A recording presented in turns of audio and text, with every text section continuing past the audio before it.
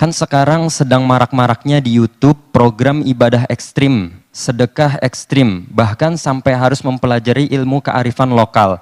Nah, itu gimana Bu ya? Soalnya ada hal yang agak menyimpang sampai tentang hubungan suami istri pun dibahas di sebuah channel YouTube tersebut. Apakah itu sebuah perbuatan dosa atau pelecehan agama atau bagaimana Bu ya? Karena gara-gara ilmu ini banyak orang yang jadi salah kaprah, bahkan sampai suami istri berdebat pemahaman yang menimbulkan konflik perpecahan.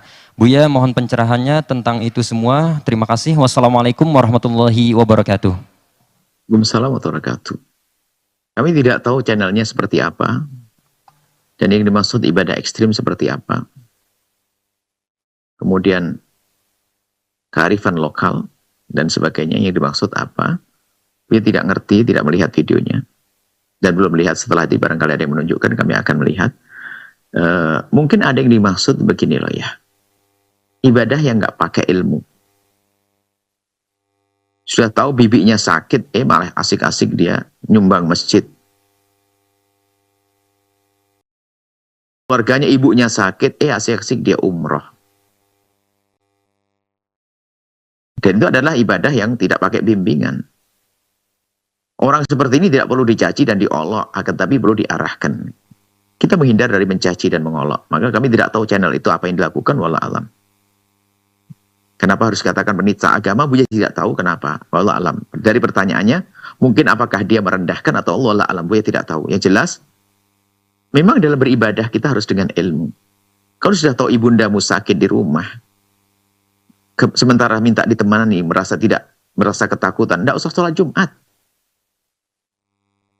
Memang banyak hari ini orang memang sedekah dengan hawa nafsu karena sudah terlanjur gandrung, jatuh cinta sama seorang ustadz, seorang guru, langsung brol-brol habis-habisan sampai istrinya kelaparan. Atau istrinya tidak perhatikan. Atau bibinya tidak diperhatikan, nggak seperti itu. Ada suatu ketika orang datang kepada baginda Nabi SAW yang menghadiahkan, ya Rasulullah, ini aku punya kebun. Kebun ini adalah sesuatu yang paling bagus yang aku miliki. Dan aku berikan di jalan Allah, terserah engkau letakkan di mana ya Rasulullah. Ternyata di saat Nabi mendapatkan itu, padahal Nabi memerlukan tanah itu untuk perluasan masjid dan sebagainya. Tapi Nabi membimbing agar diberikan kepada bibinya dan pamannya dan seterusnya dan seterusnya. Diberi bimbingan Rasulullah. Jadi memang ada sebagian orang berbuat itu dengan hawa nafsu. Enggak begitu, beribadah tidak dengan hawa nafsu. Cuman orang yang seperti itu bukan untuk dicaci juga. Tapi wallah alam, masalah ekstrim itu maksudnya gimana? Nah, kalau ada seorang bersedekah miliaran ya tidak ekstrim dong. Yang penting keluarganya dicukupi. Kebutuhan anak-anak dipenuhi. Allah alam, kami tidak tahu, hanya kami mereka-reka yang jelas ada orang ibadah itu salah. Cara beribadahnya salah. Dengan mengikuti hawa nafsu. Bukan mencari ridho Allah, hanya ingin disanjung manusia kalau dia melakukan ini, itu, dan sebagainya. Adapun masalah memahami kearifan lokal itu betul. Maksudnya kan kearifan lokal itu kan bahasa di sini bahasa. Kalau bahasa Nabi itu adalah kalau bahasa Nabi itu artinya ya kalimuna sa'ala qadri ukulihim ya. Kalau ingin berbicara dengan orang itu ya disesuaikan dengan pemahaman akal mereka dan sebagainya. Kalau kata penyair wadarihim wa ardihim madum tafi ardihim wadarihim madum tafi darihim. Artinya kalau kita masuk kampung harus perhatikan ada adat. Kalau dalam bahasa fikih adalah al-adah muhakkamah. Jadi kebiasaan, tarkul adah adawah. Jadi kalau di sebuah tempat ada sebuah kebiasaan, selagi kebiasaan tidak bertentangan dengan usulus syariah, usuluddin, pokok-pokok agama, ya jangan Anda hanya karena Anda menginginkan syiar seperti yang ada di kota sana, Anda pindah ke situ, ya nggak bisa dong. Itu ya kecongkaan dalam beragama.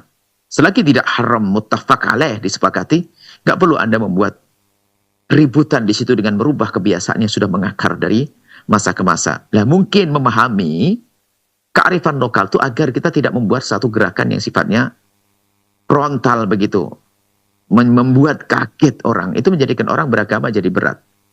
Itu tadi. Tapi kalau memang di tempat tersebut itu keharaman yang benar-benar disepakati keharamannya, itu pun juga kita cara merubahnya dengan halus, bukan langsung kita main tabrak begitu.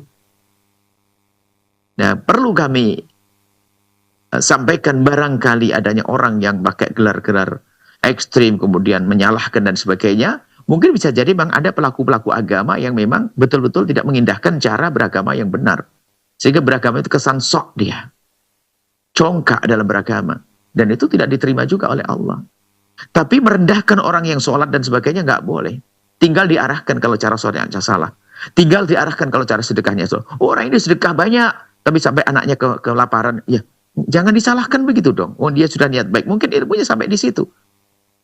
Tapi yuk kita bimbing. Makanya kalau channel, saya tidak tahu. Kalau channel itu gayanya merendahkan, ya itu channel merusak. Saya tidak tahu. Tapi kalau channel itu memahamkan ke orang, kalau memahamkan tentunya tidak perlu merendahkan. Wallah alam, kami tidak tahu itu.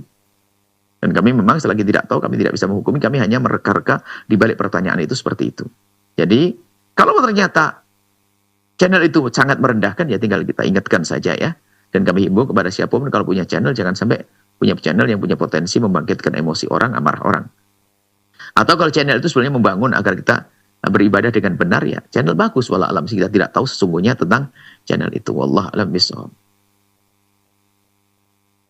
Setelah Anda menyaksikan video ini, jangan lupa berselawat kepada baginda Nabi Muhammad sallallahu alaihi wa alihi wa sahbihi wasallam.